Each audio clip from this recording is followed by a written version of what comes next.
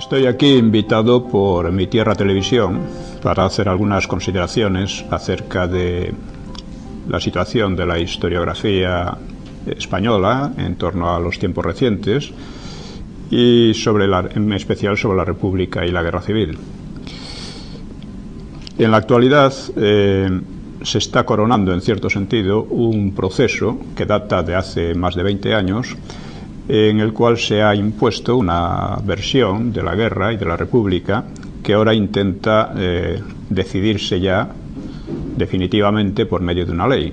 Es decir, una ley de la memoria histórica que pretende decirnos a los españoles lo que debemos pensar acerca de nuestro pasado, acerca de la República y de la Guerra Civil en especial, y de otras cuestiones semejantes, ¿no?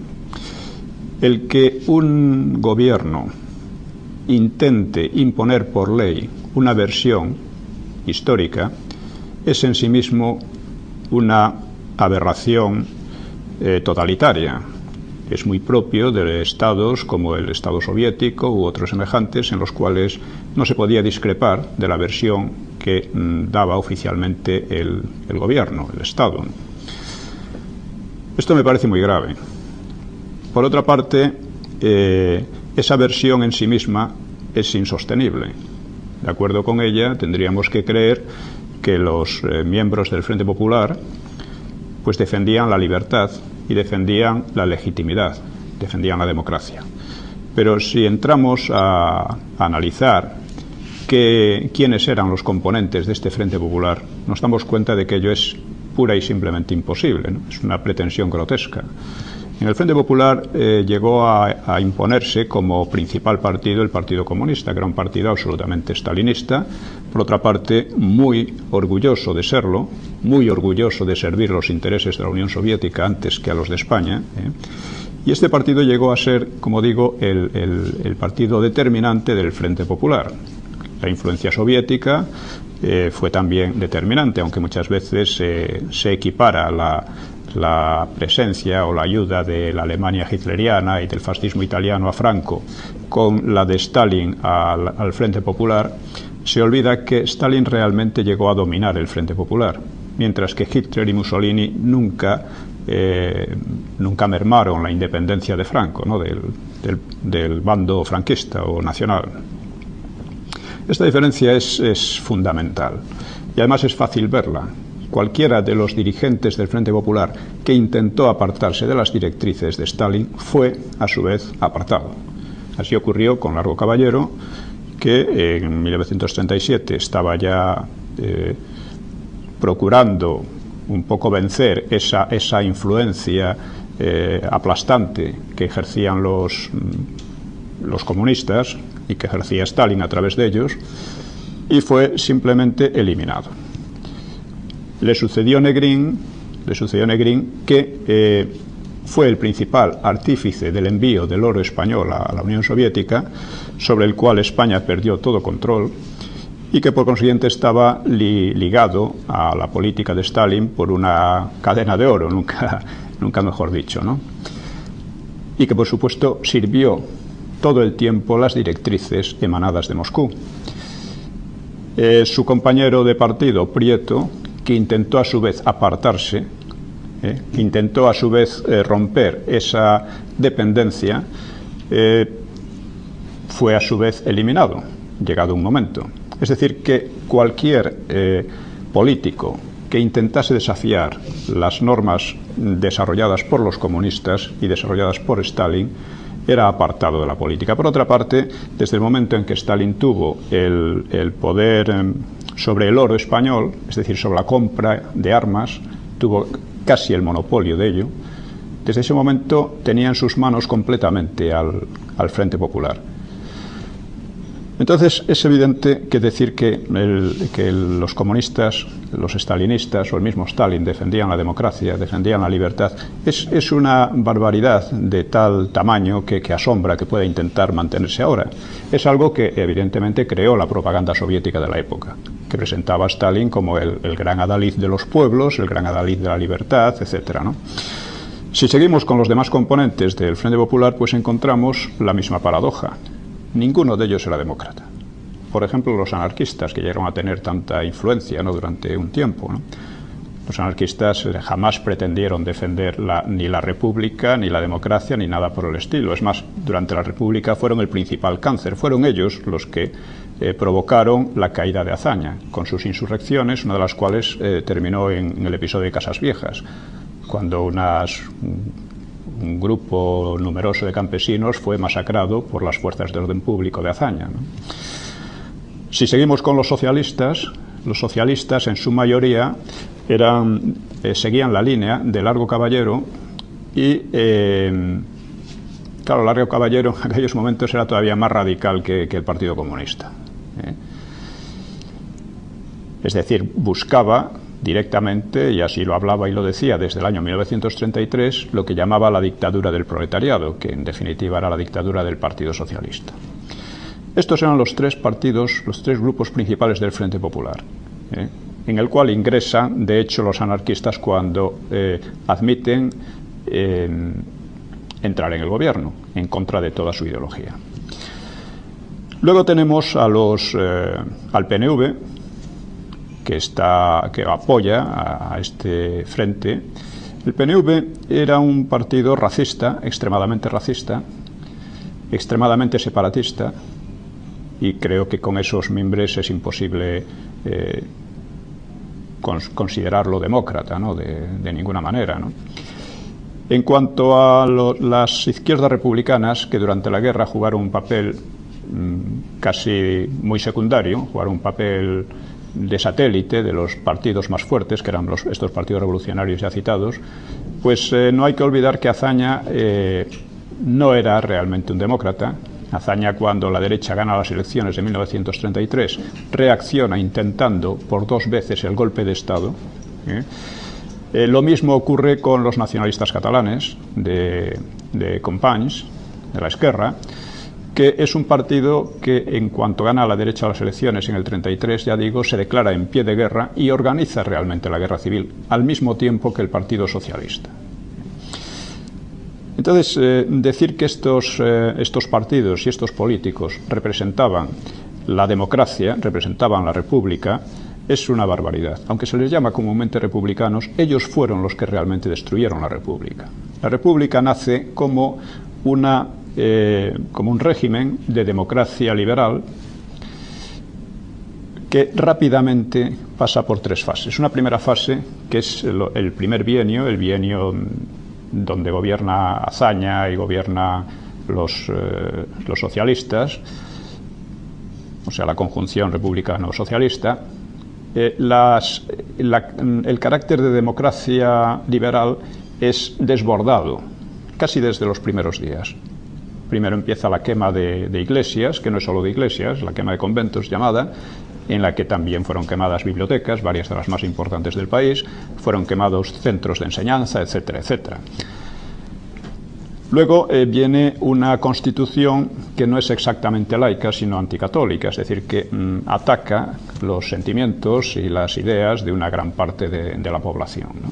Lo cual crea ya una división social profunda, porque la verdad es que la República llegó prácticamente sin oposición, ni de la derecha ni de la izquierda. La única oposición por la izquierda era el Partido Comunista, que decía que había que derrumbarla, que había que destruirla desde el primer momento para crear una república de soviets. Y desde el otro punto de vista, desde la derecha, pues había más bien un temor, pero baste decir que el único partido más o menos fascista que hubo en España, que fue la Falange, realmente nace en 1933 ya, y en las elecciones del 36 no llegó a sacar ni un solo diputado, es decir, era un partido mínimo. El Partido Comunista también era un partido mínimo, hasta llegar la guerra prácticamente.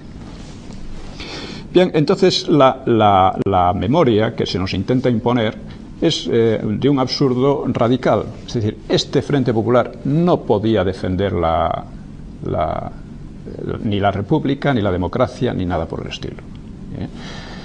Y luego, además, si seguimos las demás formaciones, el resto de la historia de la república, vemos que en 1933, cuando hay ya una experiencia de 2 años de gobierno de izquierdas, un gobierno republicano socialista, Y es una experiencia que la mayoría de la gente considera nefasta, porque ha sido una época en que ha habido una enorme violencia política, en que se plantea una reforma agraria que no se cumpla y que queda a unos niveles irrisorios y que además tampoco podía resolver el problema, en que se imponen una serie de leyes que lo que hacen es paralizar la iniciativa privada y por lo tanto empeorar las consecuencias de la depresión económica mundial que había en esos años.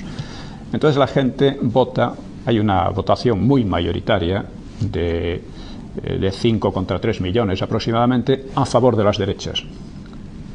Y entonces la izquierda, prácticamente en pleno, no reconoce la voz de las urnas, porque tenía la concepción de que la República era una cosa suya, no era una cosa popular, general, en la que las elecciones tenían su papel decisivo a la hora de quién tenía que gobernar, sino que era una cosa en la que ellos, la izquierda, tenía que gobernar necesariamente, y si no, no valía. A partir de ese momento, el Partido Socialista se decanta por la revolución, se decanta por lo que llamaban abiertamente la dictadura del proletariado, con una excepción, la excepción de Besteiro. Besteiro es el único que advierte que aquello va a llevar a un baño de sangre, que va a terminar además con una lucha entre las propias izquierdas. Fue realmente profético, porque durante la Guerra Civil, como es sabido, las izquierdas entre ellas mismas se masacraron, ¿no? Se masacraron en 2 miniguerras civiles dentro de la propia Guerra Civil y se masacraron además en forma de torturas, persecuciones policiales, asesinatos en la retaguardia, etcétera, etcétera. Sobre esto hay bastante documentación que se procura olvidar.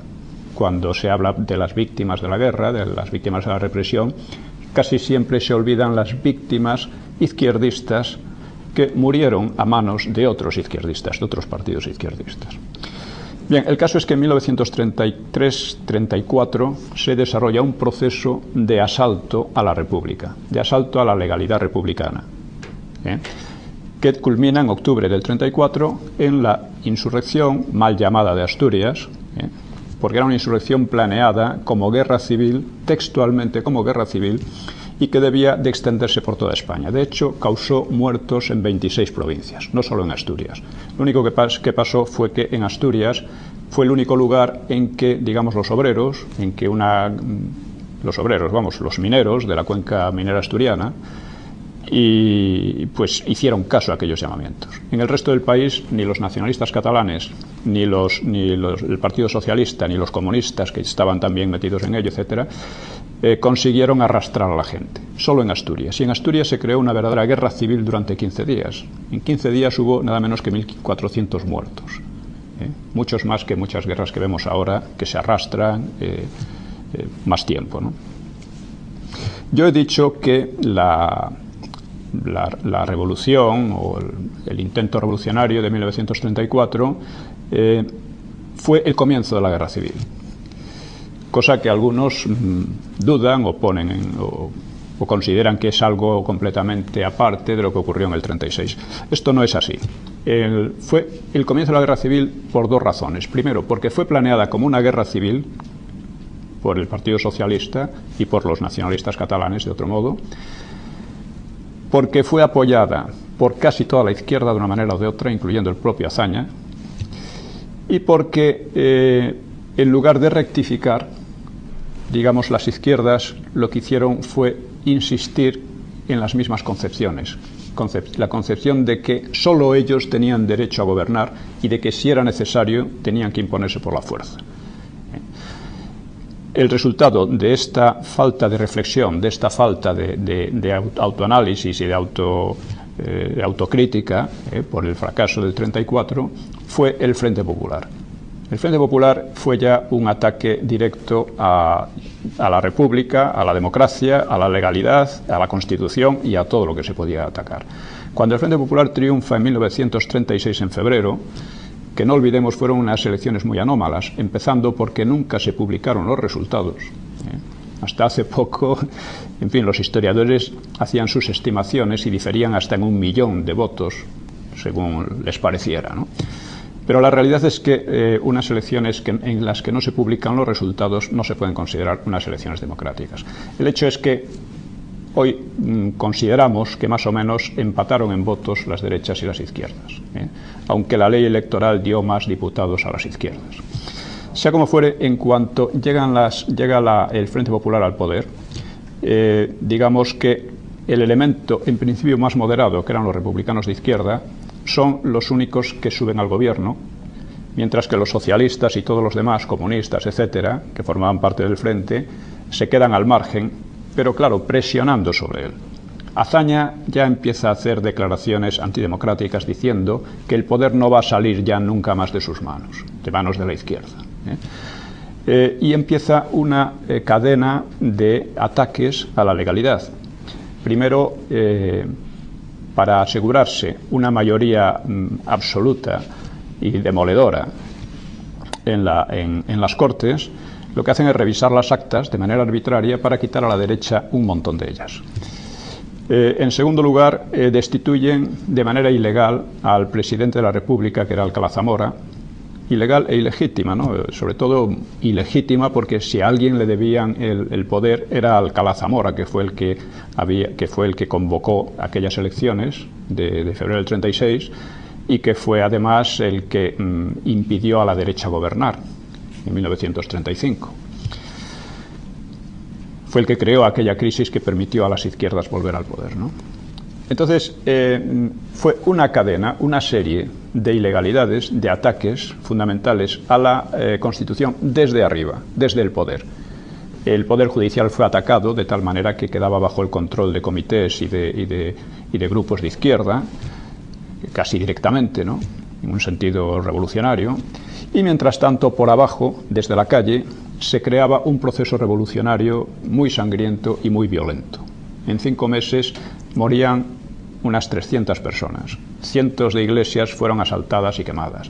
Locales de derechas fueron destruidos y, incendiados igualmente. Periódicos de derechas igualmente, ¿no? Se creó una situación de verdadero terror que culminó en el asesinato del jefe de la oposición, Calvo Sotelo.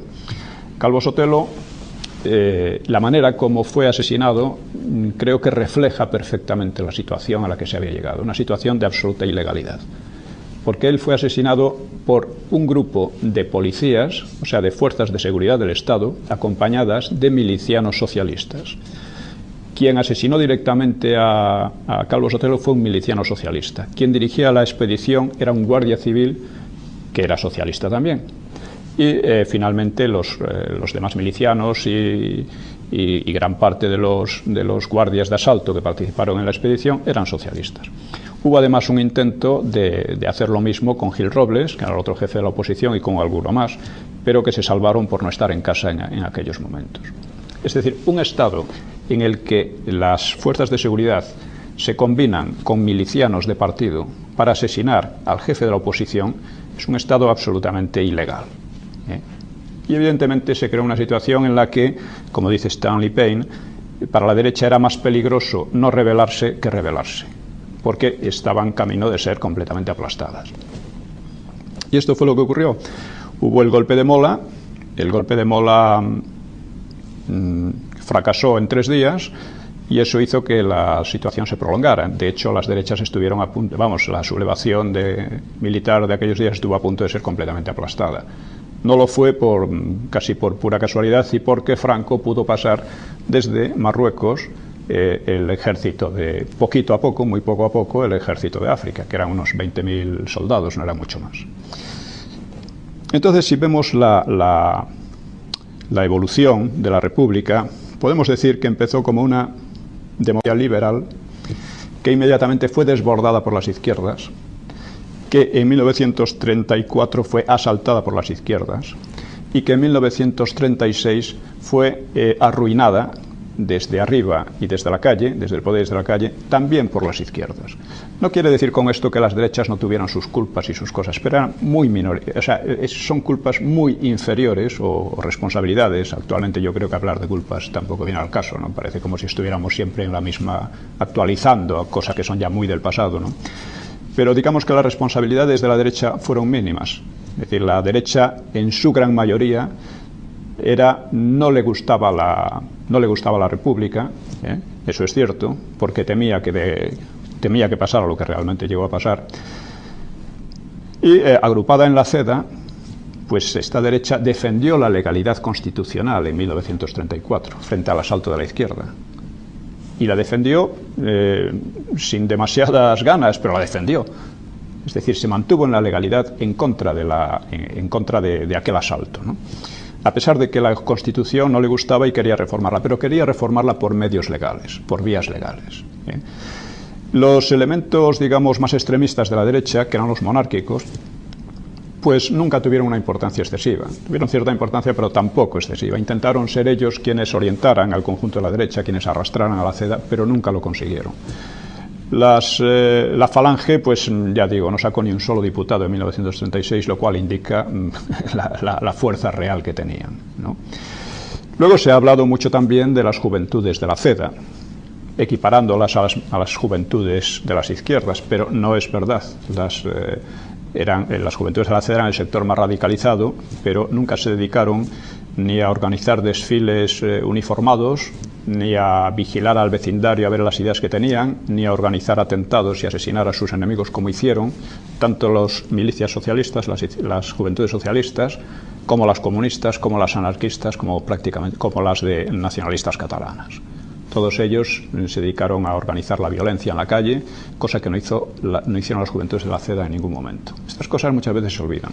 También se habla mucho de algunas declaraciones antiparlamentarias que hizo Gil Robles. Y es verdad, hizo algunas, muy pocas. Pero los políticos siempre dicen cosas contradictorias. Dicen una cosa y la contraria con bastante facilidad. Pero Gil Robles nunca llevó a la práctica aquellas ideas. Nunca intentó asaltar la República.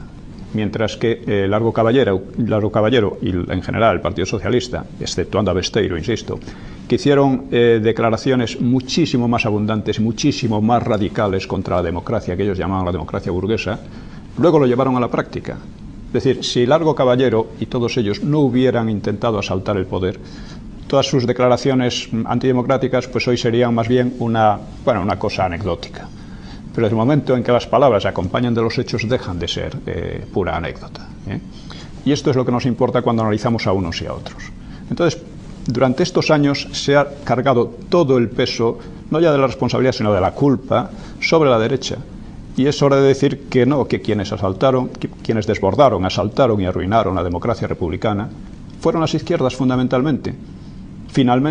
Y que finalmente cayeron, y no es casualidad, bajo la tutela de Stalin, el gran demócrata del siglo XX. Bueno, ahí dentro también quisiera abordar otro tema, que es el de los enfoques que se hacen. O sea, que si actualmente se está intentando imponer por ley una visión de la historia, una versión de la historia, se debe a que en gran medida ha fracasado también. Durante todos estos años pasados hemos visto cómo en general la izquierda promovía no la recuperación de la memoria, sino la recuperación del rencor, la recuperación de las viejas propagandas que debían estar ya completamente olvidadas, con el pretexto de las víctimas de la represión, etcétera, etcétera, ¿no? Insisto en que no es una recuperación de la memoria, porque entonces tendrían que recuperar también la memoria de las derechas. Ellos especulan con que dice que estas ya se recordaron bastante durante 40 años, entonces sería la revancha.